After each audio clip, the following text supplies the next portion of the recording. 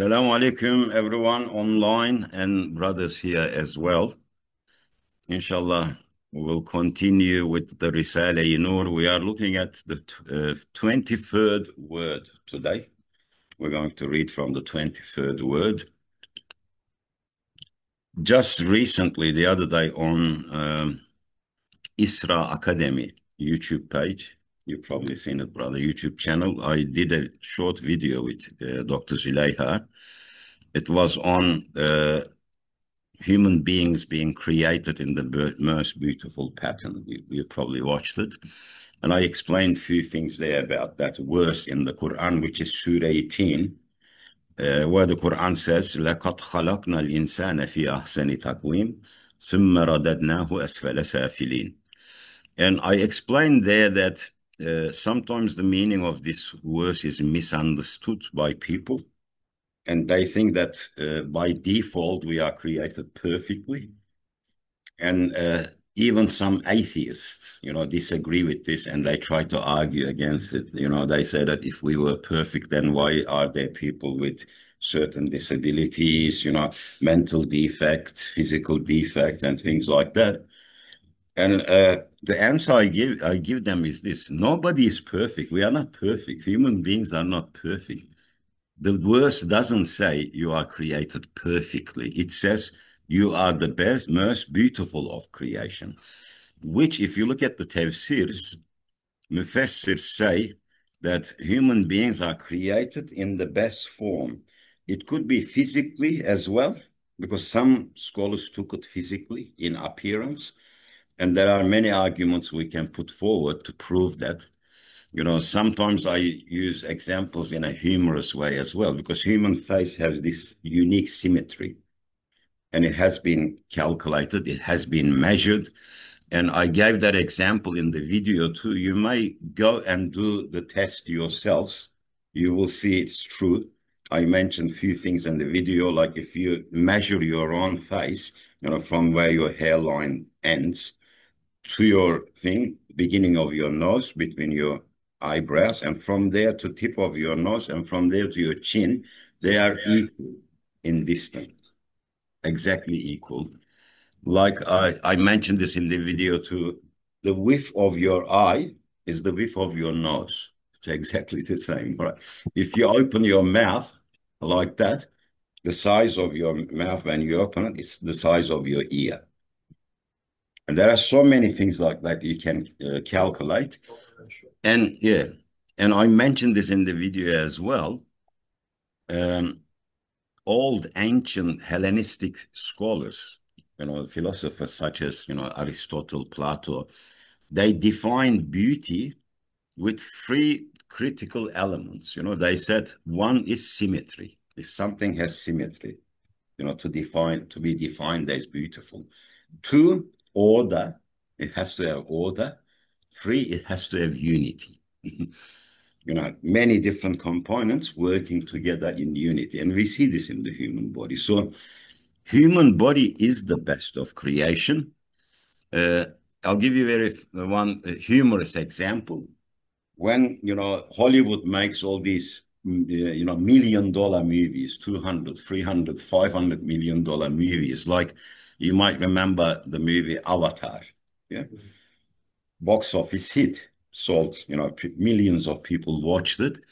Now, they do these creatures on another planet. They were green or blue. I think they were blue, had a tail. But if you look at their face, the eyes are in the same place. The nose is there. The mouth is there. Very simulation of the human face. Because this is the best symmetry you can get. If anyone was to disagree with this verse, best of form, you can go and stand in front of the mirror and use your imagination, because human imagination is very powerful. Look at the mirror and try to replace your organs at different locations. Try it. Imagine, just say, what if I put my nose here? What if I put my eye up here? All right. My mouth on the side here. You will never get this beauty. So that is why there is no randomness. There is no chances there. too good. There's perfection, there's beauty there. So Allah has created us in the most beautiful form amongst the creation. That doesn't mean perfection, because the only perfect being is God. Everything else, imperfect. Nothing can be perfect. Only Allah can be perfect. So this is the part that I'm going to read from Bediüzzaman Said Nursi, and we are going to look at his perspective. What does he say about this, inshallah?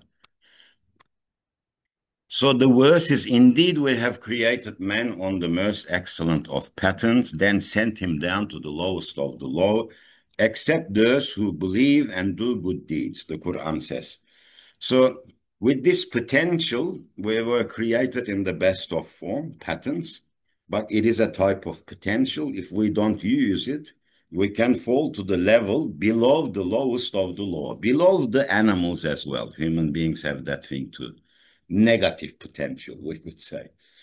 So it is up to us to use that potential in the best way to raise ourselves to that level, best of the best. Although some scholars, like Elmalı Hamdi Yazır, Müfessir, he says, when he interprets this verse, he says, it's referring to creatures on earth. It doesn't say the universe. He says it's referring to creatures. So human beings are the best of creation on earth, because in Surah-i Isra 70, Allah subhanahu wa ta'ala says, we have favored the sons of Adam above most of our creation. Not all of, most of our creation. So that's an interesting verse too there. So we shouldn't, put ourselves too much high in regards to that, because your value depends on your proximity to Allah subhanahu wa ta'ala, your nearness. So what does Bediüzzaman Said Nursi say about this? Through the nur of Iman, a human being rises to the highest of the high and acquires a value worthy of paradise. This is the 23rd word. And through the darkness of disbelief, he or she descends to the lowest of the low and falls to a position fit for hell. For belief, Iman connects humans to the all-glorious Maker, Allah subhanahu wa ta'ala, Sani Zülcelal.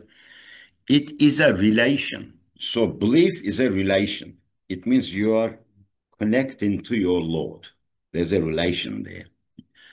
Thus, human beings acquire value by virtue of the divine art and inscriptions of the dominical names of Allah subhanahu wa ta'ala, which become apparent in them through belief.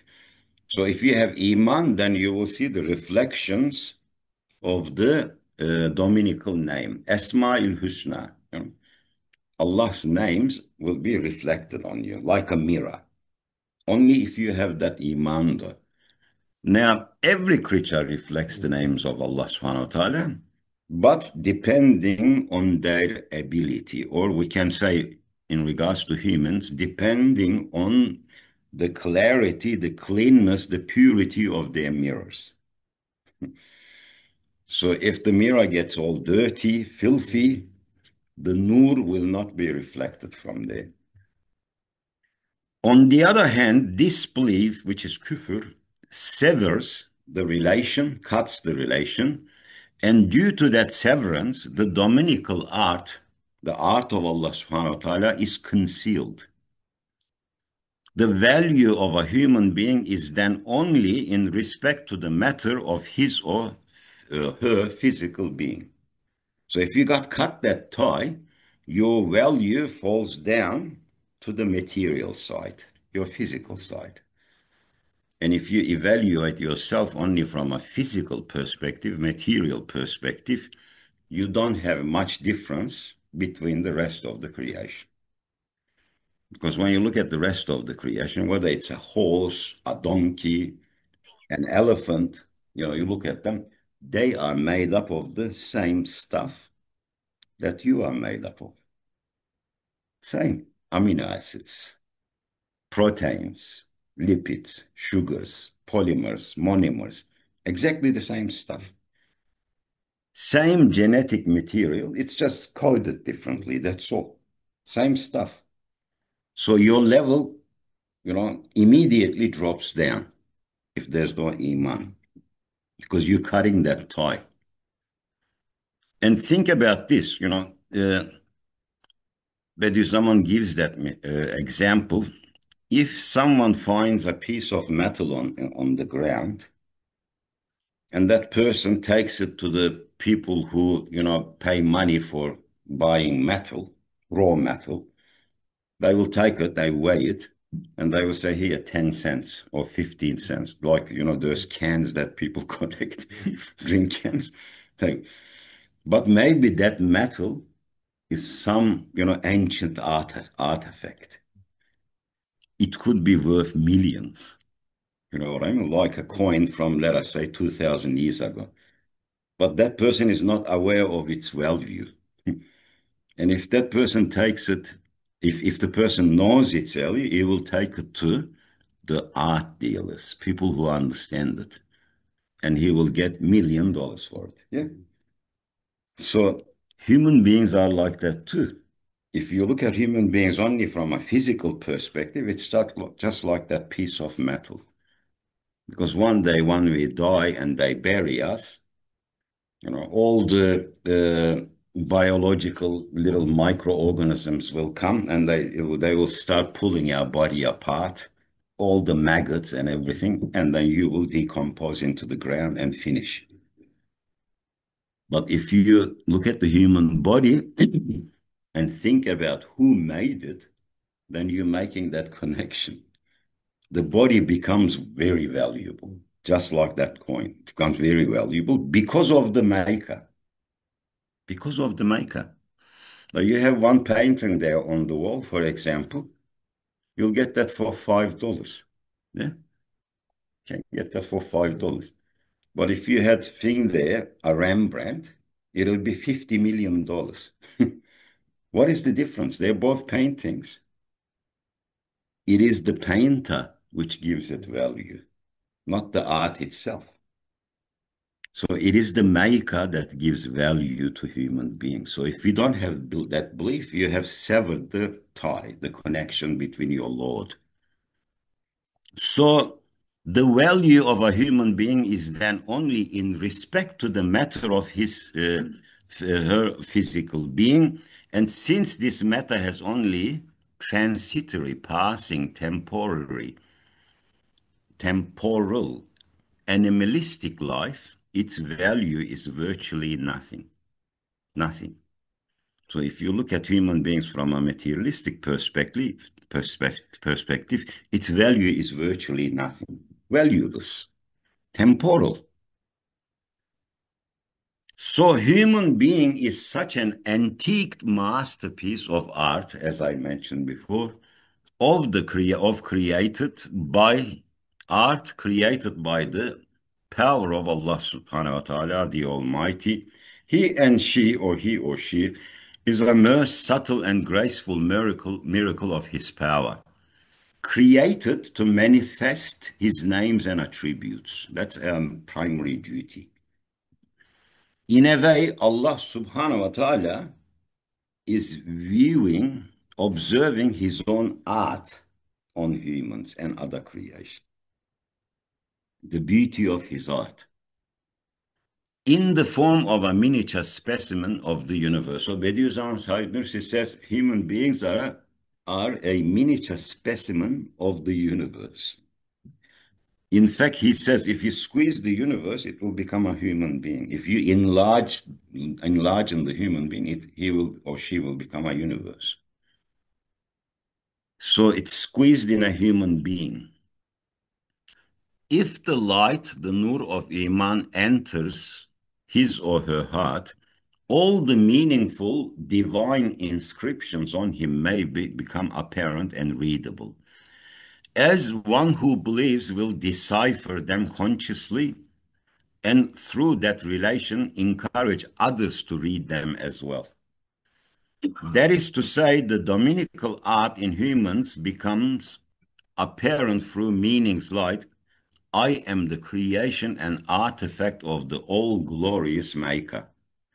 Sani Zülcelal, the greatest artist. I manifest and reflect his mercy and munificence. This is belief, iman, which consists of being connected to the Creator, makes apparent all the works of art in humans.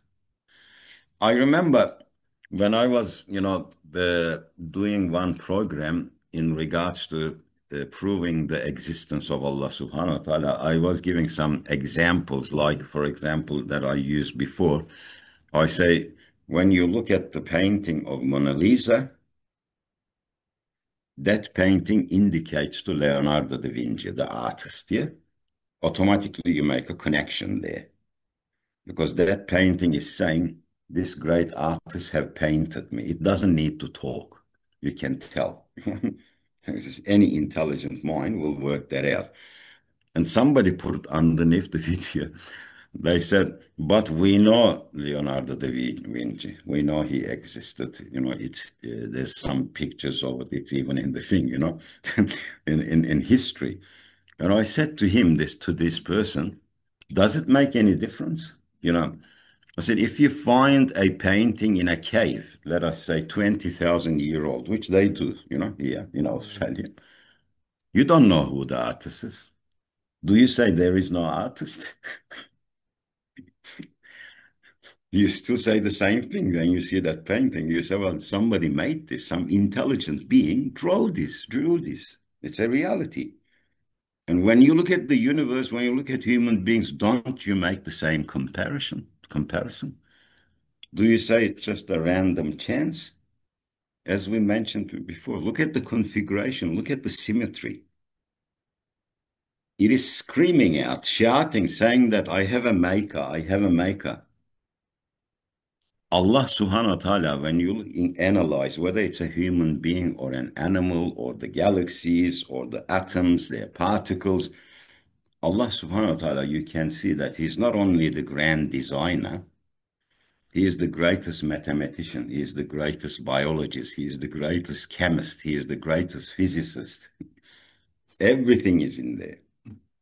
He is the all-knowing, the all-knowing.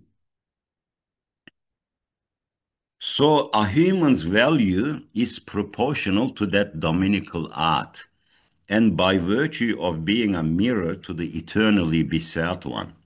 In this respect, insignificant man and woman becomes God's addressee and a guest of the sustainer and a candidate worthy of paradise who is superior to all other creatures. See, in this respect, we become valuable because we become candidates for eternal life. When we reflect his names, when we are aware of him, the way he puts it into words is very interesting too. It's very elegant because he says, the great guest of the great sustainer. So imagine you are invited to this, the most powerful king's palace. You go there and you're being well looked after. Well, you're the guest of honor. We are same on this world, on this earth, in this world. We are guests of Allah subhanahu wa ta'ala. Imagine the value of that. However, should disbelief, which consists of severance of that relation, that connection, enters one's heart, then all those meaningful inscription of the divine names are plunged into darkness and become obscured, not observable anymore. That is why, sometimes certain things, well, according to from human perspective, everything is known either by its counterpart or something that resembles it. I use this example a lot. Like, for example, if we say to someone, he is tall, we are comparing that person to a short person. But you bring a taller person next to him, that person becomes short. So we always, define things with their counterparts or their opposites. But there are some things that does not have exact opposite. They do have some sort of an opposite, but not exact same value. And here, this is example is given. He says, if unbelief, disbelief enters the heart, it becomes dark. Now, darkness, this is scientific. Darkness can only exist in the absence of light. When there is no light, only then darkness can exist. Otherwise, darkness is not an entity in itself. It doesn't have a physical body. It only occupies space when there is no light there. So if light departs from the heart, it will become dark. So light, the nur is iman, and darkness is disbelief. For if the creator is forgotten, the spiritual aspect which point to him will not be comprehended. They will be as though reversed, because you'll start assigning creation and all this beauty to something else. And the things that you assign them, they are temporal themselves. People don't realize it. They are temporal themselves. If something is contingent, it cannot be a creator because that thing is contingent itself. It's dependent on other things itself. Sometimes people don't realize that. Most of the meaningful sublime arts and elevated inscriptions will be concealed, and those looking at nature with the binoculars of disbelief will not observe the beauty of creation. They will not observe it because they're looking with the glasses of disbelief. They will not see that beauty there. And they'll start trying to find, arguments to disprove it. And when they put forward arguments, even if they are very high-level professors, very high-level scholars, they become comical. People laugh at them. And I mentioned this in a number of videos as well. When people like even Richard Dawkins, the most famous atheist now in the world, people invite him to talks and things like that. He speaks with that, high-level English, that thing, accent.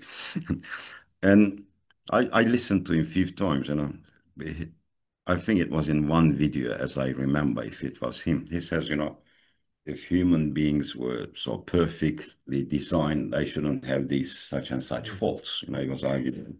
Like one of them I mentioned in the video, it says, you shouldn't have a blind spot. If you were the product of a design, human eye should not have a blind spot, which we have a blind spot, all right? That's where the optic nerve comes out. Now, it's a silly argument. Why? As I mentioned in that video too, if you go and buy a Ferrari, let us say $2 million Ferrari, beautiful car, isn't it? Well, its mirrors also have blind spot. Do you say nobody designed this? There's no beauty here. Do you make that claim? No. Moreover, we should have some faults. We cannot be perfect. We are humans. We should have some faults. Isn't it normal that we have faults? The remainder that those that may be seen with the naked eye, people that observe it, will be attributed to basic causes, as that's what they are doing now, nature or randomness, and will become utterly devoid of value. While they are like brilliant diamonds, they become worthless pieces of glass. All the creation loses its value when you look at with the eye of disbelief, because there is no maker according to them. Then they lose value. This means that significance of humans will only be based on their animalistic physical being. And as mentioned before, the aim and fruit of his or her physical being will only be to enjoy a very brief and temporal life like an impotent, needy, and distressed animal. Because when you destroy faith, take it out of the equation, then what difference do you have between you and the rest of the creation animals? You'll be doing what they're doing. Eat, sleep, multiply. They do the same thing. So what makes you different than them? Then it will gradually decay and come to an end, as it has been for millions of years. Can you see how disbelief destroys human nature and value, and how it transforms a being more valuable than diamonds into a piece of coal? And what do you do with the coal? You burn it. You use it for barbecue. You know that coal and diamond are from the same material, carbon. Depends on how you work.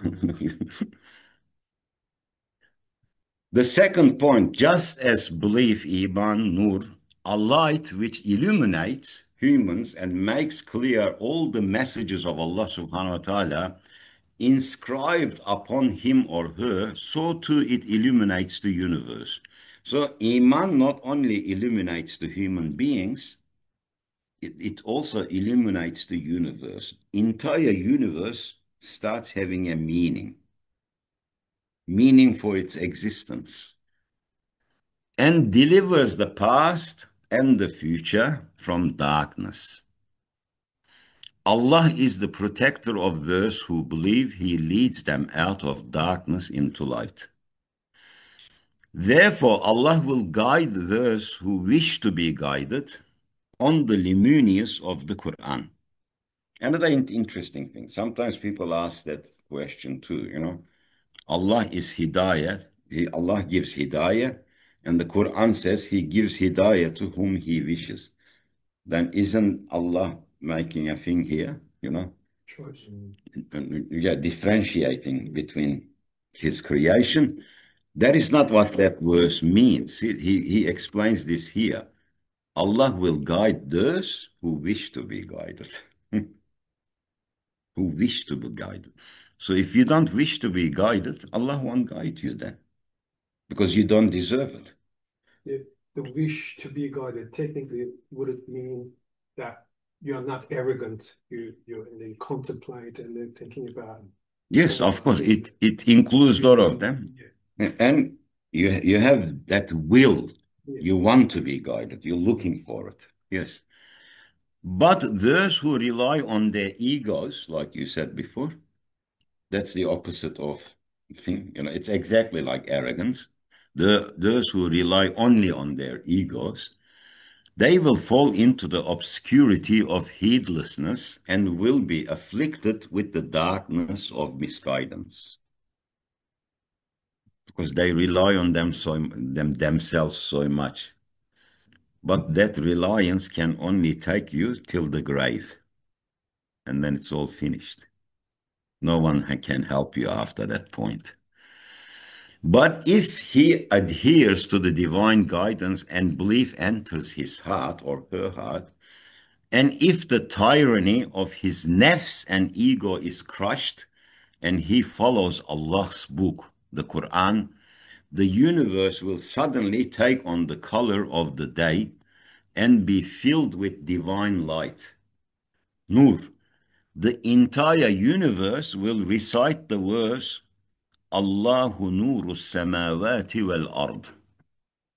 Everything will be illuminated. Allah's nurs can be seen anywhere, everywhere. Then he will see with the eye of the heart that the past is not massive graveyard, but where the groups of purified spirits who each century, having performed their duties of worship under the leadership of a prophet or a scholar, they all declare Allah is most great.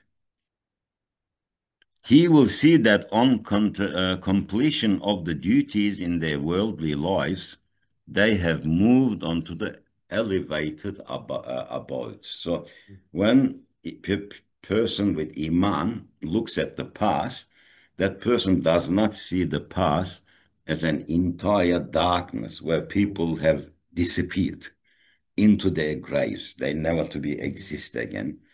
Instead, they'll see the past as they have completed their duty in this worldly life, and they have moved on to the elevated realms above. So you look at it differently. He will then look to the future and through the nur of Iman distinguish in the distance a world of rewards and joy that the most merciful prepared in the gardens of paradise, in Jannah. And he will realize that the storms, earthquakes, and turbulent events of this world are in fact submissive servants, and that they are the means for instances of wisdom which may seem harsh in appearance, but gentle in their objectives. They occur for a reason, all of these things. Just like April showers. Interesting analogies, isn't it? In one place, I remember Bediüzzaman Said Nursi says, a true believer is like a person whom, if the entire world, the earth, exploded underneath him, imagine that. He will look and he will say, Subhanallah, what a kudrat. So that's true belief. He will even see death to be an introduction to eternal life, and the grave, which in fact a door to everlasting happiness. So Iman changes your world vision or your world view, I should say. You see everything differently with Iman. Okay, I have concluded there. So I took less slides this time. I only took two, what do you call, points, 2 points from the 23rd word, sorry. And inshallah, we covered them. We'll continue next week with, inshallah, another word from Risale-I Nur. Jazakallah khair, everyone. We